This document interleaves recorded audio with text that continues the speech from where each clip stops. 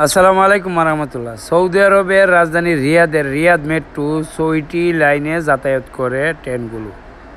প্রতি ২ থেকে ৩ মিনিট ৫ মিনিটের ভিতরে ট্রেন একটা যাতায়াত করে আসা যাওয়া করে।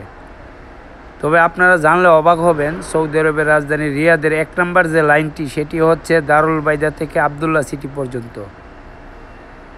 আর ওই লাইনটি প্রায় ৯০% রাস্তা হচ্ছে ভূগর্ভ দিয়ে, প্রায় ২ থেকে ১.৫ থেকে ২০০ মিটার মাটির নিচে দিয়ে লাইনটি গিয়েছে শহরের মধ্যখান দিয়ে।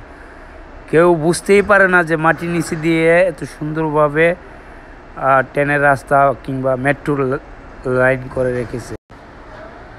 সৌদি আরবের রাজধানী রিয়াদের বাতা, মিউজিয়াম, এসটিসি এবং জাওয়াজাত এই সমস্ত স্টেশনগুলো, এছাড়া যে অলাইয়ার ভিতরে যে স্টেশনগুলো রয়েছে এই স্টেশনগুলোতে যারা ওঠানামা করে তারা বলতে পারবে ভূগর্ভের কতটুকু নিচে এই মেট্রো স্টেশনগুলো করা আছে বা লাইনগুলো যাচ্ছে।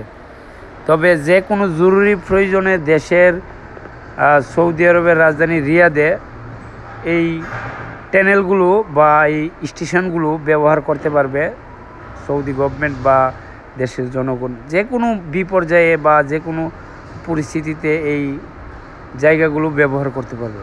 বিশেষ করে অনেকে হয়তো জানে না যারা টোটালি যাতায়াত করে আবদুল্লাহ সিটি বা ইয়েতে। তবে এই লাইনটি এতটাই মাটির নিচে, প্রায় ১০ থেকে ১২ তলা সমতুল্য হবে মাটির নিচ দিয়ে এই মেট্রো রেলের লাইনগুলো করা হয়েছে সৌদি আরবের রাজধানীর রিয়াদে।